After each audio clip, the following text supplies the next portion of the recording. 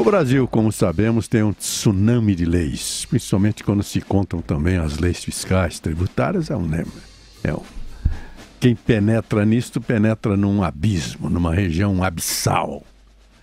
Mas nós temos sempre que possível trazido aqui para os nossos ouvintes alguns esclarecimentos a respeito disso, porque isso está sempre em questão primordial aqui no nosso país. Está, por exemplo, em debate agora a questão da delação premiada.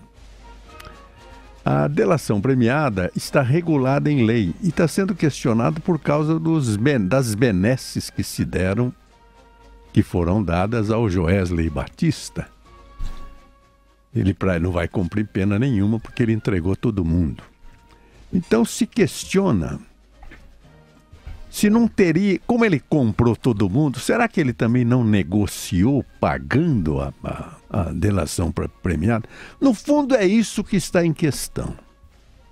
Mas eu tenho dito aqui que há uma lei que regula, antes até é uma lei de 2013, Lei 12.850, que na verdade, antes de buscar uma delação premiada, ela buscou reprimir os crimes mais perigosos, principalmente no plano internacional. Mas a lei, no artigo 4º, ela define exatamente essa colaboração. Então o juiz, o promotor, tem esse poder de negociar. O artigo 4º da lei, que trata da colaboração premiada, fala lá: o juiz poderá, a requerimento das partes, conceder o perdão judicial. Primeiro é preciso dizer até que antes dessa lei de 2013, já existe no direito positivo brasileiro a anistia, o indulto e a graça. O indulto é sempre dado pelo presidente da República em épocas festivas, Natal, etc. A anistia é um ato político, normalmente, e a graça é um ato imotivado do presidente da República. Como é que pode ser isso? É porque, às vezes, um detento se transforma, por exemplo, num grande cientista, mas ele está cumprindo uma pena em que ele vai ter que ficar preso mais 20, 30 anos. Então, juridicamente, não haverá jeito de tirá-lo da cadeia, porque todos os recursos já foram vencidos, já foram decididos e a sentença todas transitaram em julgado. Então, dá-se ao presidente da República o direito de, sem dar os motivos, instituir a graça para aquele cidadão. Então isso já existe no direito positivo brasileiro.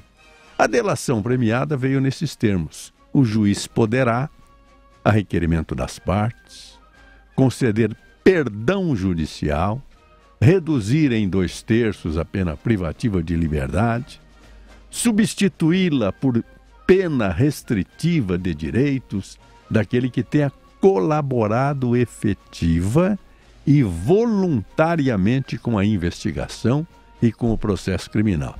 Aí tem umas restrições, desde que dessa colaboração advém o quê?